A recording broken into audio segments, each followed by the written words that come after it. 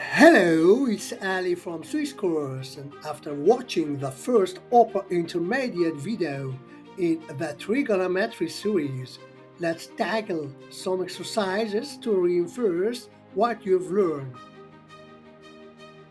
In the first exercise, we're going to verify the accuracy of two statements.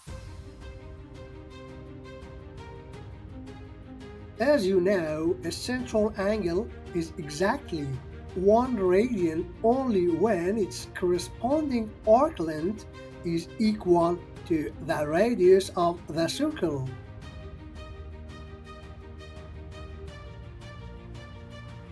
So when a central angle is 2 pi radians, it means the product of its corresponding arc length and the radius is 2 pi r, which is the famous formula for the circumference of a circle. And you also know that to convert from degrees to radians, you simply remove the degree symbol and multiply the number by pi over 180.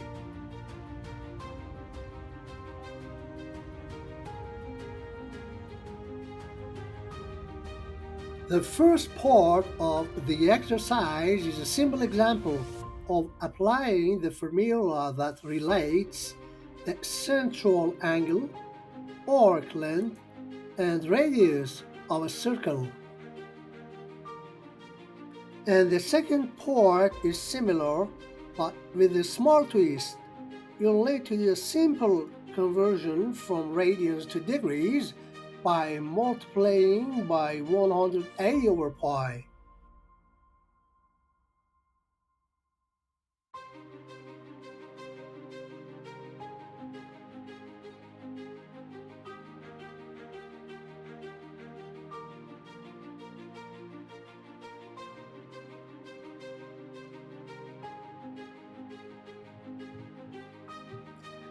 In this exercise, we're aiming to calculate the area of a whole circle by knowing the area of just a sector of it. We'll use a basic proportionality method. We know that the area of a complete circle, or 2 pi radians, is given by pi r 2. So if we only have a central angle of theta, the area is theta multiplied by pi r2 all divided by 2 pi.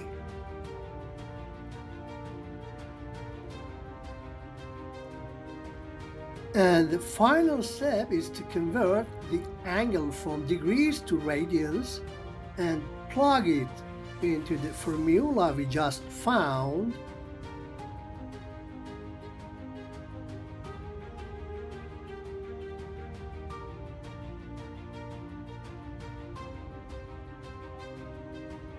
And you see the statement is correct.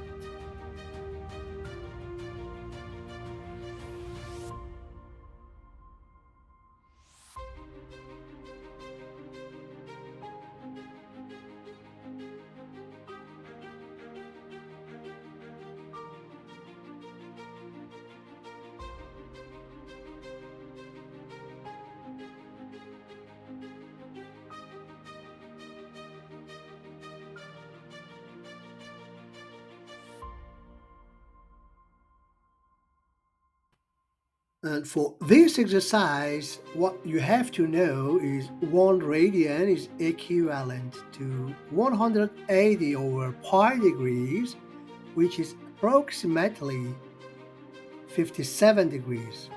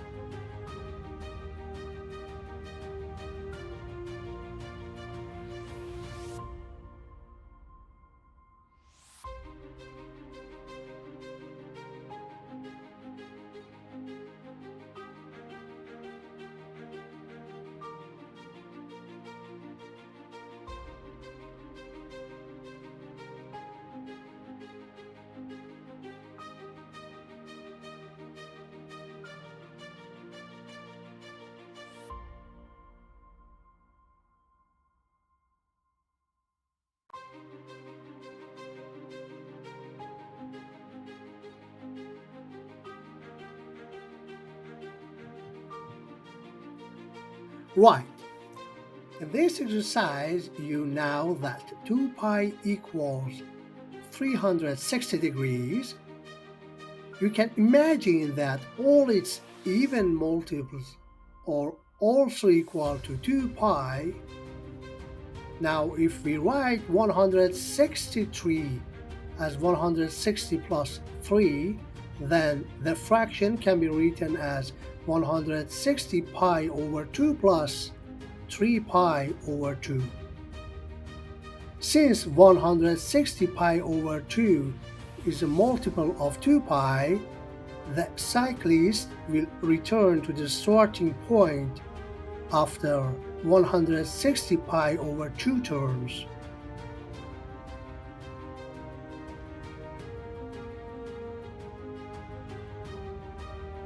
From there, she rotates a further 3 pi over 2, which will bring her to point C on the diagram.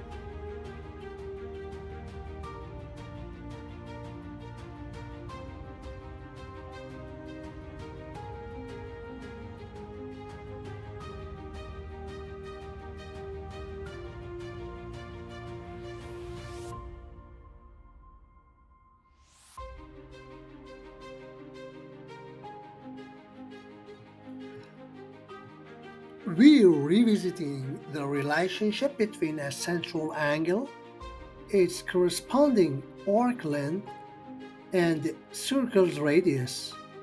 Remember, always convert the angle from degrees to radians if we're using that formula.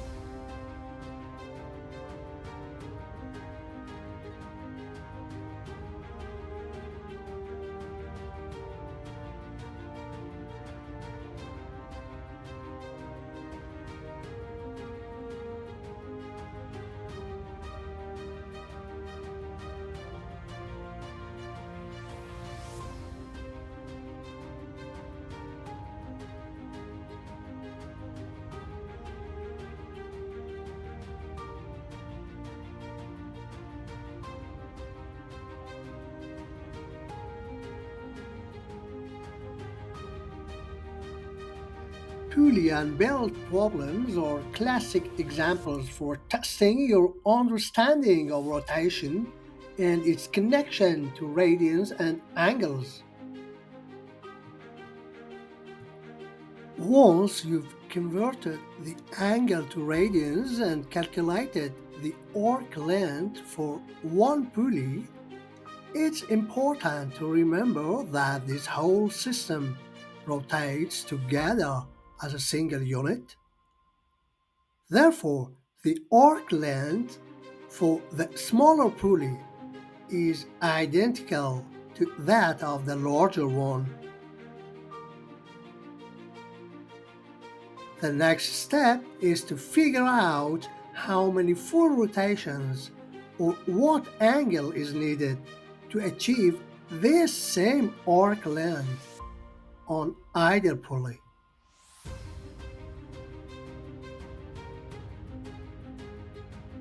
In this exercise, I'm going to flatten the cone to see its shape, but first I need to calculate the slant height using Pythagoras' theorem.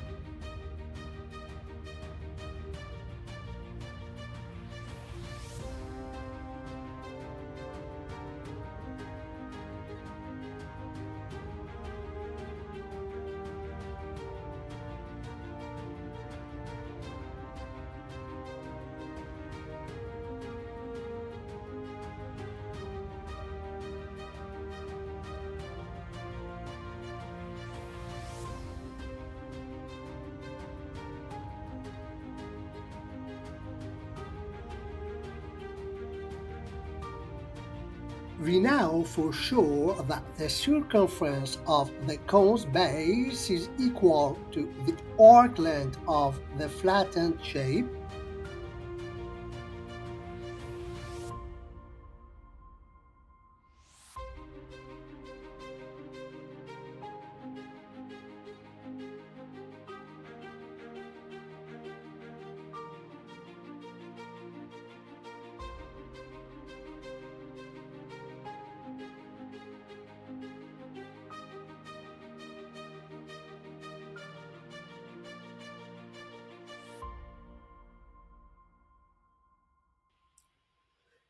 and from there we can calculate the central angle.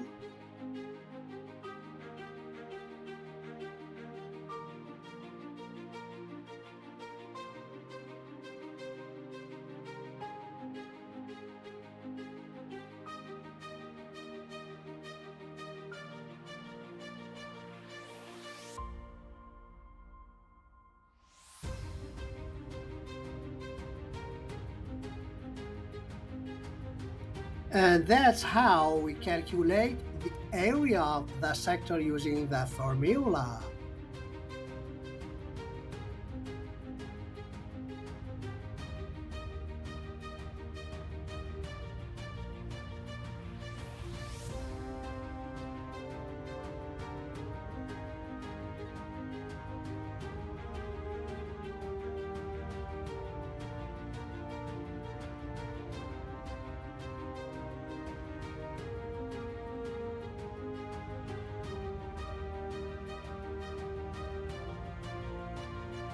This exercise requires you to calculate the areas of two separate sectors of a circle. Firstly, find the area of the sector covered by the windscreen wiper.